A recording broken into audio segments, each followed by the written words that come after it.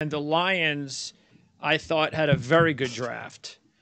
And now, look, you could say what you want about where they drafted these guys, the first three, because Gibbs could have been a late first, early second, nobody would have blinked.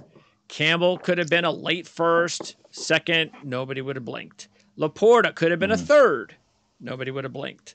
So I think the three guys, their first three guys, they drafted maybe a little earlier than they really needed to, but these are solid football players and potentially very good football players. That's really all that matters.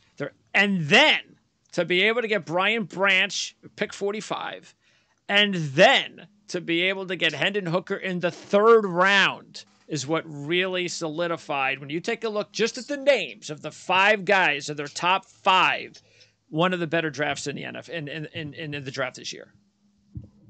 This is why this team and the fans that I've interacted with from this team, this is why you have to just let the draft play out. We can all have predictions. At the end of the day, I'll say it for myself. It doesn't matter what we predict. It just doesn't. It doesn't matter what you predict.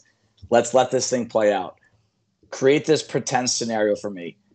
If we mocked Brian Branch, number 12 overall, and Hendon Hooker, number 18 overall, and then Jahmyr Gibbs at 34, Jack Campbell, you would have been like, oh, great draft, great value.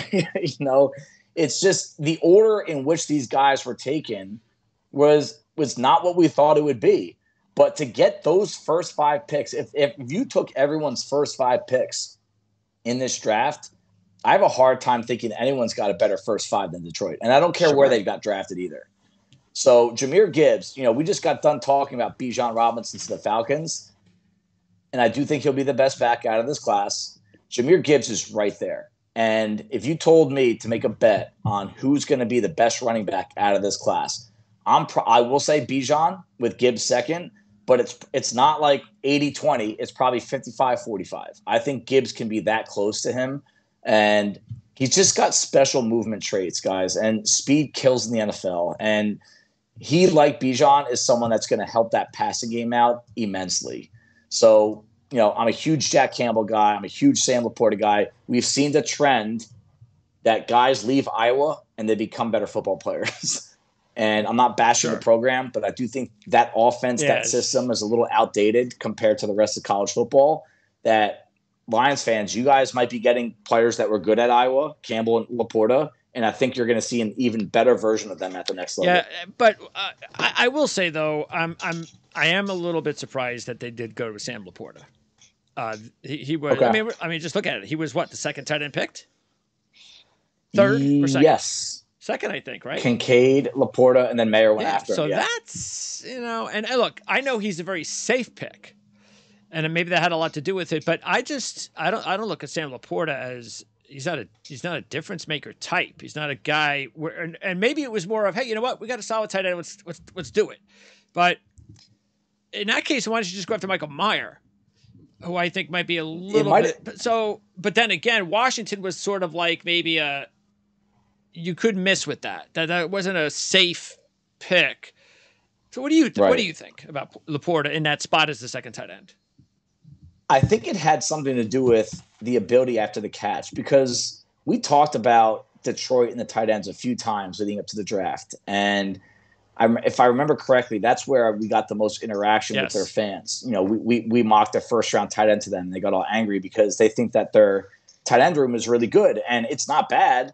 But there was room for a guy like Laporta or Mayer or Kincaid or Washington. Like, all those guys fit in one way or another.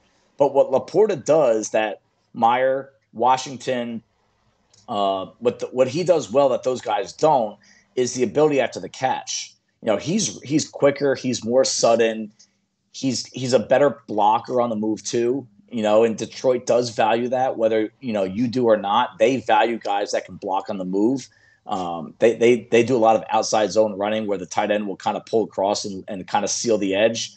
And Laporta, he did that over and over and over for years at Iowa. You just know that he can do it. And to me, I mean, I thought Mayer was the third or fourth best tight end in this class from the very beginning. And one of the issues I had on his tape over and over was the lack of length really hurt him as an outside run blocker. Laporta, I thought, was one of the better outside linebackers in this class. He's not someone I want with his hand in the dirt facing off against defensive ends over and over. But I think the combination of that and just the fact that he did seem like he was a little bit more effective after the catch made me think that this move made sense, and that's where it came from. And speaking about, by the way, we still have a couple more things on this, but I just want to throw this out there too. Speaking of undrafted rookies, this might be one of the best, because they get Brandon Joseph, Starling Thomas in the defensive backfield. They add one of our favorites, of course, Abraham at running back, if he could just stay healthy. They add Connor Galvin at offensive line. I mean, there's some really interesting, talented players that they were able to get for free. Yeah. I mean, Chase Cota is another guy, the wide receiver that didn't, test out exceptionally well, but you can go down the list. I mean, there's 5 or 6 guys on this undrafted free agency that, this is what good teams do. This is what ascending teams do. They create a lot of competition in training camp, and it gets the best out of everyone. There's going to be veterans on this team that see these kids coming up, and they're going to have to work harder or else they're going to lose their job. And then you have these young, hungry kids that are A, talented, B, productive, but C, they bring that Detroit ethos to the table. They are gritty. They chew glass. They really fight on the football field. And, Abraham's, we've talked about him to nausea, right? I mean, he's one of my favorite guys in this draft. I hope he makes it. And based on what they have there, I think he does. Yeah. And again, with Jack Campbell, I don't think anybody really thought that he was going to go as high as he did, but is he not the prototypical linebacker for this franchise? Not just because of Dan Campbell, but because of Chris Spielman.